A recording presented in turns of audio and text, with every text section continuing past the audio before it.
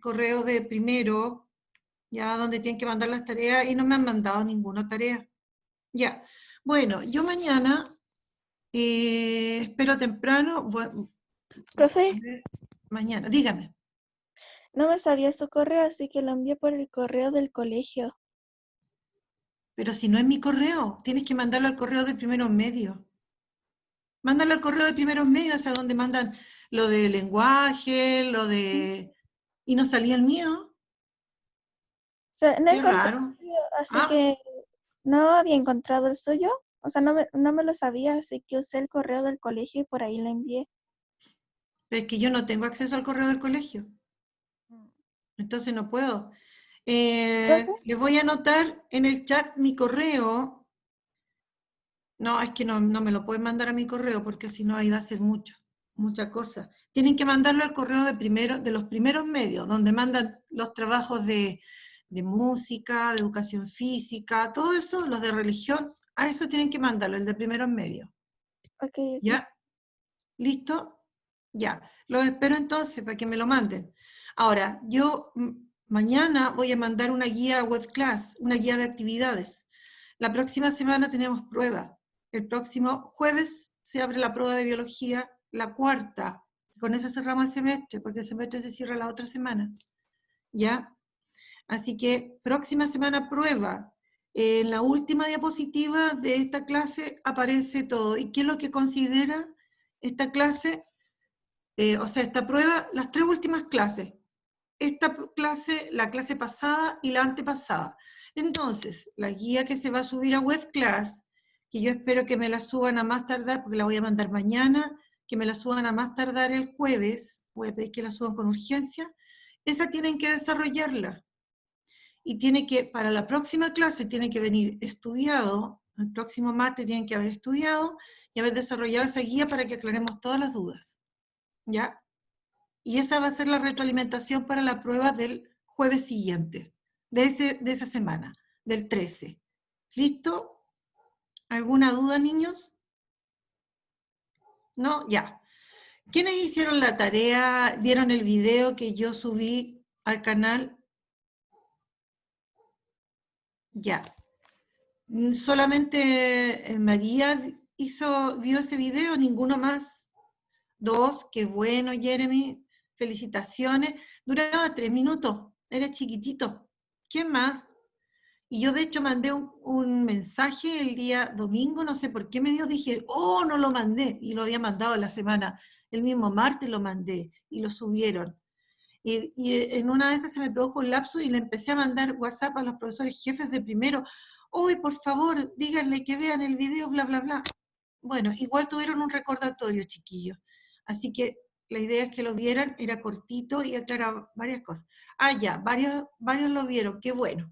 Entonces me voy a referir a ya. Vamos a comenzar la clase y vamos a relacionar todo lo que hemos visto. Seguimos con parte de esos niveles de organización. Ya, acá vamos.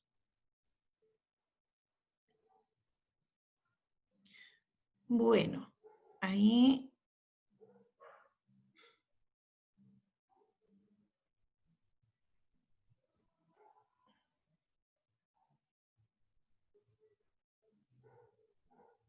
todavía no. Ahí se ve. Espero que se vea. Ya, niños, la clase de hoy se llama Población Biológica. Ya estamos, recordemos, comenzamos la clase pasada, la unidad número 2. Ya, bueno. El objetivo dice explicar las características principales de una población biológica, ojo, una población biológica, y dar ejemplos de ella. ¿Ya? Bueno, nosotros estuvimos hablando la clase pasada acerca de los niveles de organización de la materia. Habíamos dicho que en los organismos, hablemos de los organismos pluricelulares, sus células se presentaban organizadas, ¿ya? Por lo tanto, se organizaban en distintos niveles, porque en los seres vivos pluricelulares había un orden y una organización en sus células. Entonces, estas células, los pluricelulares, se organizaban en niveles que llamábamos los niveles de organización. Y los conocimos, bueno, el nivel célula, esas células forman tejidos, formamos varios tejidos, los organismos pluricelulares forman órganos, los órganos forman sistemas y los sistemas forman organismos o individuos completos. Recuerden que aquí yo puedo poner organismo o individuo. Ahora, donde la célula es el nivel más simple y que los compone a todos. La célula compone a todos los niveles. Ahora, y la pregunta era si existían niveles inferiores, ¿ya? Y o niveles superiores, ¿no es cierto?, a los que nosotros habíamos estudiado. ¿Y cuál era la respuesta a eso? ¿Cuál era la respuesta a eso?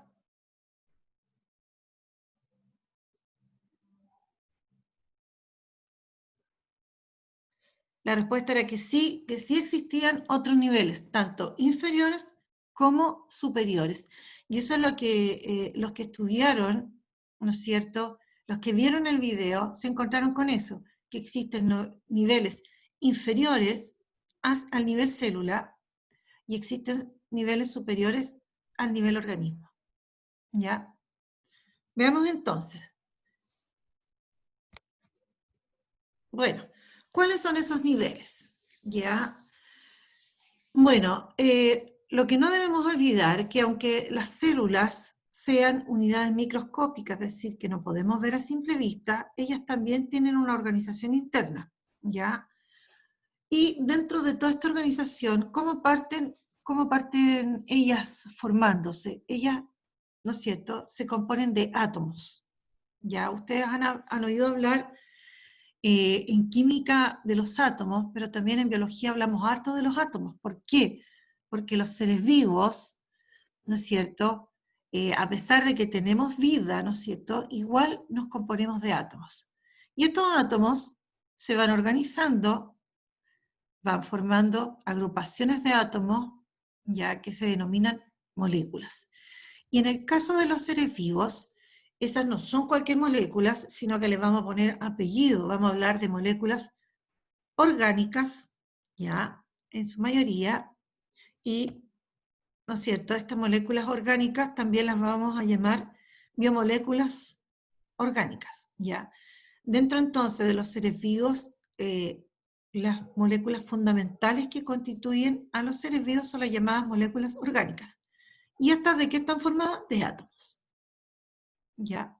Ahora, una diferencia sí, ustedes han aprendido también en química que en la naturaleza existen más de 100 átomos distintos. Ahora, no todos los átomos que existen en realidad constituyen estas biomoléculas orgánicas, o no constituyen a todos los seres vivos, ¿ya?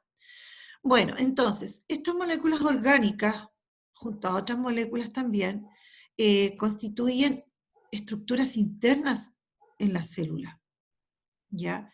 Y eso permite, entonces, el funcionamiento de las células y, por lo tanto, la vida de ellas, ¿ya? Entonces, los átomos y las moléculas son niveles inferiores al nivel celular. Nosotros habíamos visto, entonces, solamente una parte de los niveles, no lo habíamos visto todo. Veamos entonces cómo queda. Bueno, nosotros no habíamos visto esto. Habíamos dicho, los seres vivos nos componemos de células, es correcto, ¿ya? Pero estas células debemos tener claro que están formadas a su vez por átomos, y estos átomos por moléculas, y esas moléculas constituyen a otras estructuras que son parte de las células. Por lo tanto, existen estos niveles inferiores. Ya esas moléculas, que son tanto moléculas que se llaman orgánicas como otras que yo no las puse en la diapositiva, pero son también las moléculas inorgánicas, constituyen estructuras celulares, forman a la célula y luego, ¿no es cierto?, estas células van formando tejidos, los tejidos órganos, los órganos sistemas y los sistemas individuos u organismos. ¿Ya? Hay algo me están preguntando por el chat. A ver.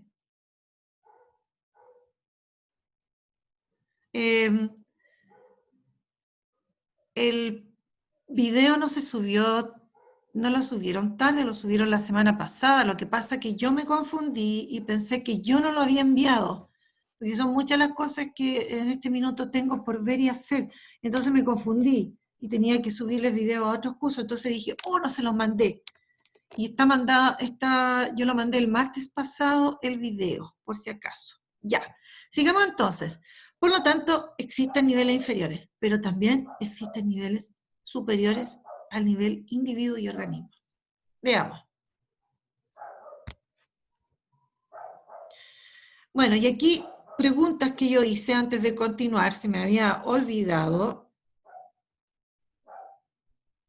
Ahí. ¿Cuál es el nivel más simple de todo esto?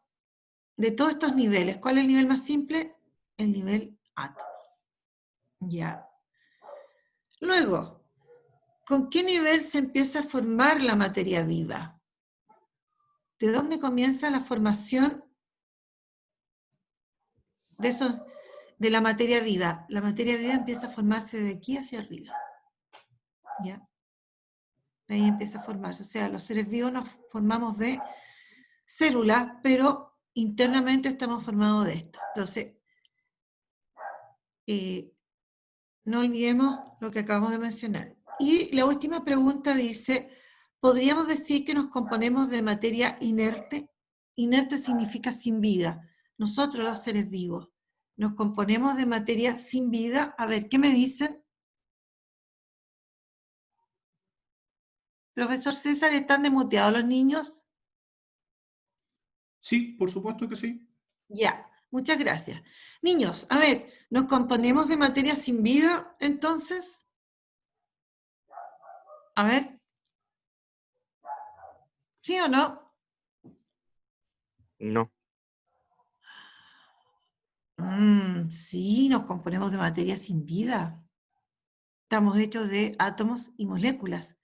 El cuento es que estas moléculas, específicamente estas moléculas que llamamos orgánicas, se organizan de tal manera que empiezan a constituir elementos vivientes. Eso es lo importante. Ahora, cuesta entender que nosotros estemos formados por materia sin vida.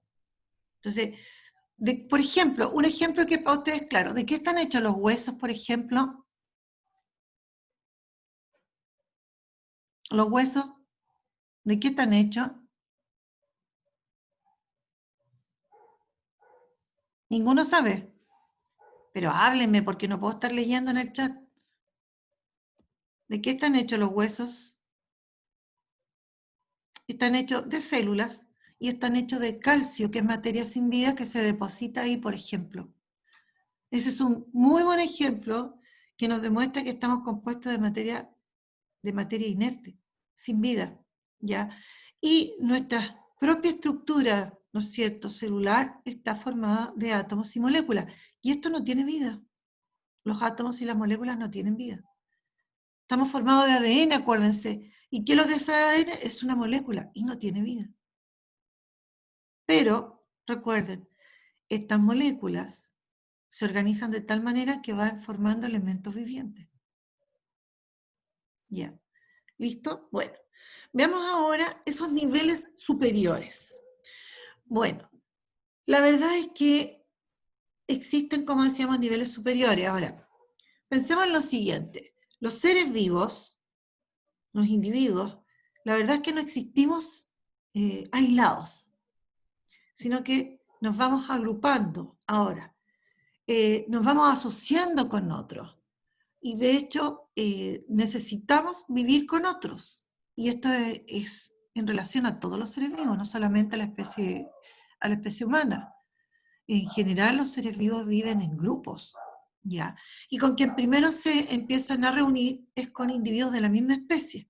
Porque, por ejemplo, se van a ayudar entre ellos, se van a reproducir entre ellos para generar nuevos individuos. Bueno, cuando individuos de la misma especie se reúnen, constituyen una agrupación que se llama población. Entonces, una población es un conjunto o asociación de individuos de la misma especie que se pueden cruzar entre ellos y tener descendencia fértil, ¿ya? Y que va a evitar en un tiempo determinado y en un lugar determinado. Entonces, cuando yo hablo de una población, estoy hablando de un conjunto de seres vivos, pero para que sea una población, estamos hablando en un tiempo determinado y en un lugar determinado. ¿Ya? Ahora, la verdad es que las poblaciones no existen aisladas. O sea, yo, por ejemplo, no voy a tener una manada de elefantes sola, ¿no? ¿No es cierto? Van a haber vegetales, van a haber microorganismos, van a haber otros conjuntos de seres vivos y que están en esa área o región, y en conjunto ellos van a constituir lo que se llama la comunidad biológica. Entonces, el conjunto de poblaciones distintas constituye en un área lo que llamamos la comunidad biológica. Pero todos esos seres vivos van a estar interactuando. El conjunto de seres vivos de un lugar, ¿no es cierto?, van a estar interactuando con todos los elementos o factores sin vida que ahí existen, ¿no es cierto?, como es el aire, el agua, la temperatura, el suelo, etc. Van a estar interactuando con ellos y van a necesitar de todos esos elementos. Por lo tanto, se va a constituir otra unidad que se llama ecosistema, ¿ya? Y yo puedo reconocer distintos ecosistemas, unos más grandes, otros más pequeños. Y por otro lado, ¿no es cierto?, en nuestro planeta, todos esos ecosistemas constituyen, ¿no es cierto?, lo que llamamos la biosfera. Biosfera en el fondo tenemos una sola, que en el fondo son todos los ecosistemas que existen en nuestro planeta. ¿Ya? Eso constituye la biosfera. Por lo tanto, si ustedes se fijan, aquí tenemos niveles superiores al nivel individuo-organismo, que sería la población, la comunidad de ecosistemas y la biosfera. Ahora, existe una ciencia que es la ecología, que estudia a todos estos niveles. Y aquí tenemos, recordemos, estos eran los niveles que habíamos estudiado la clase pasada, aquí están los niveles inferiores, y ahora tenemos niveles superiores, que ahora los tenemos a todos reunidos acá. Entonces, tenemos a todos estos niveles que constituyen a los seres vivos, ¿no es cierto?, pluricelulares. Átomos y moléculas forman células, las células forman tejidos, los tejidos órganos, los órganos sistemas, los sistemas individuos. Pero los individuos se reúnen con otros similares de la misma especie y forman poblaciones. Y estas poblaciones, reunidas en un área natural, constituyen comunidades, pero esas comunidades interactúan con el ambiente que ahí existe, con todos los elementos que forman parte del hábitat, ¿no es cierto?, el suelo, la temperatura, la presión, etc., y constituyen unidades que se llaman ecosistemas. Y en nuestro planeta, el conjunto de ecosistemas, en el fondo de toda la parte viva, ¿no es cierto?, constituye lo que llamamos la biosfera. Entonces, ahí están los niveles de organización de la materia. Y si nosotros nos fijamos, aquí yo puedo incluso separar en el ámbito químico, los niveles del ámbito químico, los niveles del ámbito biológico y los niveles del ámbito ecológico. ¿Ya? Ahora, yo puse en azul los que habíamos estudiado la clase pasada y en rojo estos nuevos que agregamos, que son los niveles inferiores y los niveles superiores. ¿Listo? Y ahora nosotros nos vamos a dedicar a estudiar las poblaciones.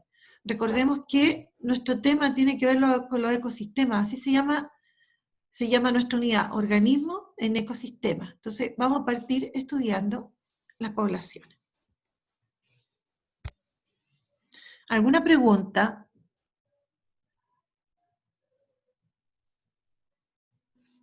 Ya. Sigamos. Entonces vamos a hablar de todos esos niveles de organización, vamos a hablar de las poblaciones.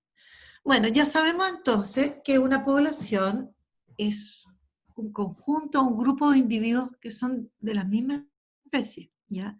Y que van a habitar en un tiempo determinado, ¿no es cierto?, y en un área determinado, ¿ya?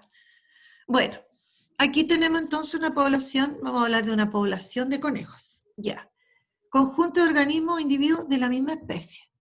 Ya, son todos de la misma especie. O sea, si aquí apareciera un zorro, no podría ser parte de esta población. Segundo, coexisten en un mismo espacio, o sea, ocupan el mismo espacio. Coexistir es que viven en un mismo espacio y tiempo, ¿ya? Porque a mí no me sirve decir que en esta población de conejos, el conejo, ¿no es cierto?, que existe a 1000 kilómetros, es parte de esta población. No. Para que todos ellos constituyan una población, tienen que existir en el mismo espacio y en el mismo tiempo, en la misma época. Estamos hablando de el invierno del agosto del 2020, por ejemplo. ¿Ya?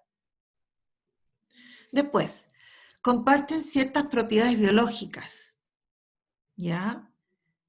¿Qué implica eso? ¿Cuáles son esas propiedades biológicas? Son de la misma especie, tienen las mismas características y se pueden reproducir entre ellos. Por lo tanto, dentro de estas propiedades biológicas que comparten, es que pueden tener descendientes, hijos que también son fértiles. ¿Ya? Y aquí dice, bueno, ¿a qué se refiere? Dice, producen una alta cohesión reproductiva y ecológica del grupo. ¿Qué quiere decir eso? Que hay, como ellos se pueden cruzar entre ellos, pueden intercambiar ADN, material genético, ¿ya? Y se van a ir apareciendo nuevos conejitos con distintas características entre uno y otro, pero van a seguir siendo de la misma especie, van a seguir siendo conejitos, ¿ya? Bueno, y aquí yo coloqué, por ejemplo, una población biológica de elefantes, ¿no es cierto?, de la sabana donde ellos habitan. O aquí que puse una población, ¿no es cierto?, de abejas, ¿ya? Entonces ellos constituyen entonces poblaciones. Ahora, entonces es común que nosotros vayamos a un lugar natural y nos encontremos con poblaciones. Pero, ojo, que estas poblaciones, recordemos, no existen tampoco aisladas de otras. Ya, bueno. Las poblaciones presentan una serie de características, así como las personas pueden tener características, ¿no es cierto? Aquí las poblaciones tienen características y esas características las diferencian a unas de otra población, ¿ya? Y que también al estudiarlas, esas características a mí me van a permitir describirlas. Recuerden que el hombre estudia a las poblaciones, así va aprendiendo de las distintas especies. ¿Ya? Ahora, ¿cuáles pueden ser algunas de estas características de las poblaciones? Como el tamaño de ella, la densidad, la distribución espacial, la mortalidad, ¿ya? La mortalidad, la natalidad, el crecimiento de esa población, entre otros. O sea, hay algunas otras más. Nosotros vamos a hablar de ellas, ¿ya? Vamos a partir hablando de estas tres, del tamaño, la densidad y la distribución espacial, ya que no son difíciles, ya. Cuando hablamos de tamaño es muy simple, ya, pero es importante hablar del tamaño de la población. El tamaño se refiere al número de individuos que componen la población, ¿ya? Ahora, hay poblaciones más pequeñas, hay poblaciones más grandes, ¿no es cierto? Del tamaño de la población, ¿no es cierto?, va a depender también un poco la vida de esa población, la duración de esa población. Ahora, hay distintos factores que afectan el tamaño de una población, ¿ya?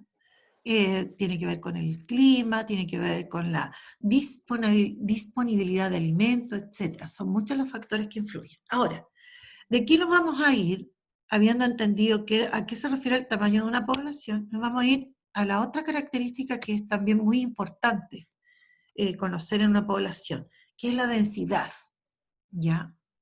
Y aquí, cuando nosotros hablamos de densidad de población, vamos a relacionar dos elementos de una población.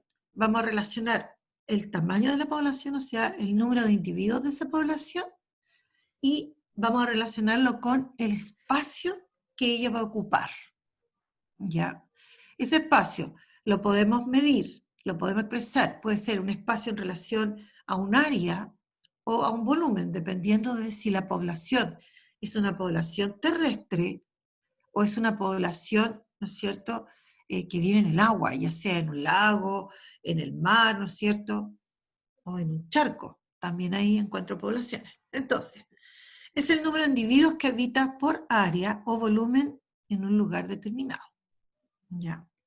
Ahora, la densidad varía también de acuerdo a distintos factores. O sea, si esto decíamos que cambiaba, que era el tamaño, obviamente la densidad va a cambiar. O sea, yo en un minuto puedo tener X cantidad de individuos en un espacio, ¿no es cierto? En un espacio. Ahora, en 2 meses más ya no voy a tener X, voy a tener X menos X, hay menos individuos y en el mismo espacio. Por lo tanto, ahí la densidad va a haber cambiado. Ya, voy a tener, claro, si bien la misma especie, pero en menor cantidad, por ejemplo, por lo tanto la densidad va a haber cambiado. Bueno, y aquí yo estoy mostrando, ¿no es cierto?, que yo podría hablar de la densidad de esta población, ¿ya? Y aquí tenemos microorganismos que existen en un ambiente acuático. Por lo tanto, en ese caso voy a hablar del número de individuos, pero en un volumen, ¿ya? Y acá tengo otra población que también podría medirle la densidad y en este caso voy a hablar de número de individuos, pero en un área, ¿no es cierto?, en un área determinada, distinto. Ahí voy a hablar de distintos espacios, ¿ya? Ahora, la densidad puede ser calculada. Nosotros podemos hacer cálculos de la densidad, podemos expresarla en números, en cantidades, al conocer el número de individuos y el espacio que ellos ocupan, ¿ya? Y aquí vamos a ver dos ejemplos. Ahí tenemos, por ejemplo, se estudió una población donde hay 20 conejos que habitan en 5 kilómetros cuadrados. ¿Ya? Para poder calcular la densidad, ahí no está la densidad. Cuando yo calculo la densidad, voy a terminar conociendo la cantidad de conejos que hay, ya, en la unidad de espacio. La unidad de espacio sería kilómetro cuadrado. Entonces, cuando yo haga este cálculo, y este cálculo, ¿cómo se hace? Dividiendo el número de individuos por el espacio que ocupan. Y el espacio sería, en este caso, bueno, este. Entonces, yo divido la cantidad de conejos por el espacio que ocupan. Y la rayita es de división. La puedo poner así como la puedo poner así. Entonces, 20, lo único que yo puedo dividir acá son los números. 20 dividido por 5, porque esto se va a mantener. No puedo dividir peras con manzanas, ustedes lo han aprendido en matemática. ¿Ya? Entonces, si yo divido 20 por 5, me queda 4. ¿Y 4 qué? 4 conejos por kilómetro cuadrado. Quiere decir, ¿no es cierto?, que en realidad, más o menos, aproximadamente, un aproximado, existirían 4 conejos por kilómetro cuadrado. Entonces, cuando yo calculo la densidad, estoy conociendo el número de individuos por la unidad de espacio. La unidad de espacio es kilómetro cuadrado. Ya, otro ejemplo, pero ahora con venados. Por ejemplo, tenemos 4.000 venados en 1.000 kilómetros cuadrados. ¿Ya? Se llegaron a contar, lo cual es complejo hacer esta contabilidad de las poblaciones, pero estamos dando un ejemplo para entender el concepto de densidad. Entonces, aquí vamos a tener 4.000 venados que viven, habitan en un espacio, en una superficie, en un área acá. Que me perdone el profesor César, yo sé que estoy cometiendo errores cuando hablo de área y superficie. Ya. Bueno, entonces, esos 4.000 venados habitan, se mueven en un espacio y habitan de 1.000 kilómetros cuadrados. Cuando yo hago la división, lo que puedo dividir son estos números. Entonces, 4.000 dividido por 1.000 son 4. ¿No es cierto? Tendríamos entonces un aproximado de 4 venados por kilómetro cuadrado. Ahora, ¿qué puedo decir yo de estas dos densidades? Este es un ejemplo solamente, podemos dar otros ejemplos, ¿no es cierto? Tienen la misma densidad. Aproximadamente habría 4 individuos, más o menos, la distribución sería de 4 individuos por kilómetro cuadrado en ambos casos. ¿Ya? Pero esta población es mucho más pequeña que esta otra y los espacios también son distintos. Bueno, entonces, la densidad yo la puedo calcular de esa manera. ¿Ya? Ahora, hablemos de la distribución espacial. Si bien los seres vivos, ¿no es cierto?, existen en un área determinada, pero se distribuyen, ¿no es cierto?, en el espacio que ellos ocupan, ¿ya? Y esta distribución puede ser de tres tipos.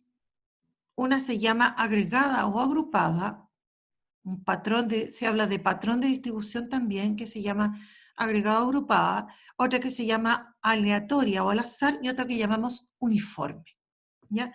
Vamos a ver algunas de estos. Y aquí están las tres. Decimos que es agrupada cuando se presentan así los individuos. Este cuadradito representaría el espacio que ocupa la población, ¿ya? Y la distribución de ellos sería esa aproximadamente. Esa es la agrupada, o sea, hay grupos pequeños, de esa manera vive esta población. En cambio, en esta que llamamos regular uniforme, aquí los individuos están separados a una distancia más o menos similar unos de otros. Ahora, la verdad es que existen motivos para que esto exista, ya, tiene que ver con los seres vivos específicamente. Y después la otra que se llama aleatoria o al azar, donde están, ¿no es cierto?, ocupando los espacios así, sin ninguna constante, ¿no es cierto?, están, como se dice, al azar distribuidos, pudiendo haber más aquí, mucho menos acá, no hay ningún orden, ni patrón, ni nada, ¿ya? Bueno, veamos acá. Distribución agrupada se produce cuando se forman diferentes grupos de individuos de una misma especie en una región. Por ejemplo, aquí en este caso, en las orugas, ellos, por una necesidad, ¿no es cierto?, están existiendo así agrupados. Por ejemplo, en el caso de las plantas, ya estos son puros gusanitos, fíjense ahí, están viviendo así agrupados, ¿ya? Las plantas y los hongos se agrupan en lugares donde las condiciones favorecen la germinación y el crecimiento. Entonces, eso hace, por ejemplo, las plantas. Bueno, en este caso, a estas orugas también, estos gusanitos, les conviene vivir agrupados, ¿ya? Para poder crecer, por ejemplo, ¿ya? Acá en el caso de los lobos, también en los animales, pensemos en lo siguiente: ¿por qué los lobos viven en grupos y tienen una distribución agrupada? A ver, ¿quién me lo dice? ¿Les sirve o no vivir así a estas poblaciones, distribuirse así en grupos? ¿De qué les sirve? Oh, tan silenciosos, niños. Les sirve para protegerse, les sirve para cazar, ¿ya? Entonces, proteger a las crías, por ejemplo, y como dice ahí, expulsar a otros individuos de su territorio, ¿ya? Entonces tiene un sentido el que ellos se distribuyan, las poblaciones se distribuyen de cierta forma. Después, distribución uniforme, se produce cuando los organismos de la población están separados equitativamente, o sea, con espacios más o menos similares. Y aquí hay, en este ejemplo, una distribución uniforme. Cada puntito representaría un individuo de la población, y aquí lo vemos en las plantas, ¿ya? La presencia de un individuo disminuye la probabilidad de tener a otro pegado al lado y vivir agrupado, pero sí están a distintas distancias, y en las plantas se puede producir eso. Por ejemplo, los pinos producen una sustancia que hace que no pueda haber uno pegado al lado inmediatamente. Entonces, existen naturalmente, hablemos, porque si los plantas, el hombre es otra cosa, ¿ya? Ahora, el hombre hace esto, hace distribución uniforme de las poblaciones, por ejemplo, cuando hace cultivos. Por ejemplo, plantas que secretan productos químicos que inhiben el crecimiento de otro individuo en su cercanía, o sea, no puede haber uno pegado, ¿ya? Y así disminuye la competencia por el agua, los nutrientes, la luz, etc. Y aquí tenemos, en el caso de las aves también, estas otras aves, ya no solamente los pingüinos, también se da este tipo de distribución. Aunque también no es tan común esta distribución, ¿eh? Nosotros, la verdad es que no vemos tanto esto, la distribución uniforme, ¿ya? Y es como como dice ahí, interacciones, cuando se da esto en los animales por algo como agresivo, como toma tu espacio, oye, ten cuidado conmigo, ya. Aquí también lo mismo, los alcatraces, otras aves, ¿no es cierto?, hacen sus nidos a poca distancia entre sí y defienden su territorio, y mediante estos graznidos que hacen estos ruidos, que así se llaman en las aves, estos graznidos, y picotazos, ¿ya? Bueno, y en los animales, como veíamos, también se puede dar por el territorio. Bueno, y tenemos ahora la distribución al azar, que se presenta cuando los individuos de una población se distribuyen de manera impredecible. O sea, yo no sé cómo van a estar, si aquí va a haber uno, van a haber tres, van a haber 10, al azar, así, muy sin ningún patrón, sin ningún orden, ya como lo muestra este monito. Y ahí tenemos en el caso de los árboles, ahí hay un montón, ahí hay otros más separados, ¿ya? En esta distribución, cada individuo se ubica en el espacio independientemente de la distribución de los demás individuos, ¿ya? Bueno, ahí está el monito y el ejemplo. Bueno, y acá tenemos, yo puse otros ejemplos también, hay unos por aquí, hay otros más solos por acá, lo mismo, eso. ¿Se dan cuenta? Bueno, y aquí hablaba de esta distribución al azar, por ejemplo, en estos dientes de león, ¿ya? Que observamos en los potreros se distribuyen también aleatoriamente. Lo que pasa es que como sus semillas vuelan, de hecho ese como del diente de león, ese que uno le llama paracaídas, que es como un globito, ellos son distribuidos por los vientos en realidad. Por lo tanto, caen en distintos lugares. Entonces, la distribución ahí es al azar, es donde cayeron, entre comillas. ¿Ya? Bueno, ¿qué estudiamos hoy? Otros niveles de organización, que son las poblaciones, características de las poblaciones, y dentro de estas características, tamaño, la densidad de poblaciones y patrón de distribución de las poblaciones. Y aquí hay algunas ya dice, refiérase en dos aspectos acerca de las poblaciones, pero antes de eso voy a ir acá. Dice, estudiar en la tarea, estudiar las 3 últimas clases realizadas, ya, ese que tenía que ver con la evidencia del ADN, o de evidencias moleculares, ¿no es cierto?, donde terminaba esa parte de la unidad, y después estas 2 clases de la nueva unidad, ¿ya? Se recuerda que el día jueves, estudiar las 3 últimas clases realizadas y desarrollar guía, aquí daría lo opuesto con letras flúor, desarrollar guía que se subirá a webclass, ¿ya? Se recuerda que el día jueves 13 de agosto, ¿sí?, se aplicará la cuarta prueba de la asignatura. Los aprendizajes a considerar son los tratados en las 3 últimas clases. Clase próxima se aclararán las dudas con la guía, ¿no es cierto?, completa. Ya, vamos a responder. Dice, refiérase en 2 aspectos acerca de las poblaciones. A ver, ¿quién me puede decir algo acerca de las poblaciones, que nos quedan 3 minutos? A ver, 2 aspectos que recuerden de las poblaciones de lo que hemos mencionado. Escucho, Pueden niños. estar distribuidas en distintas secciones o formas. Ya, o sea, las poblaciones pueden tener distinta distribución. Muy bien. ¿Qué más? ¿Qué otra cosa? ¿Qué más recordamos de las poblaciones? Nada más. De qué están formadas, algo del tamaño, de sus características. Vimos varias cosas y que no son terribles tampoco, pues, a ver. ¿Qué más? A ver. Ya, pues, niños, los voy a mirar aquí. A ver. Por dedocracia. Ignacio Salinas, que siempre me sale ahí. Ya, Ignacio, a ver, ¿qué podríamos decir de la población? ¿Qué entendió usted de la población? A ver. Ignacio. que, No lo escucho. Está muy despacito. que tiene una densidad. Ya, tienen densidad. Toda la población tiene una densidad. Todas. No, vamos a decir, no, esa población no tiene. No, porque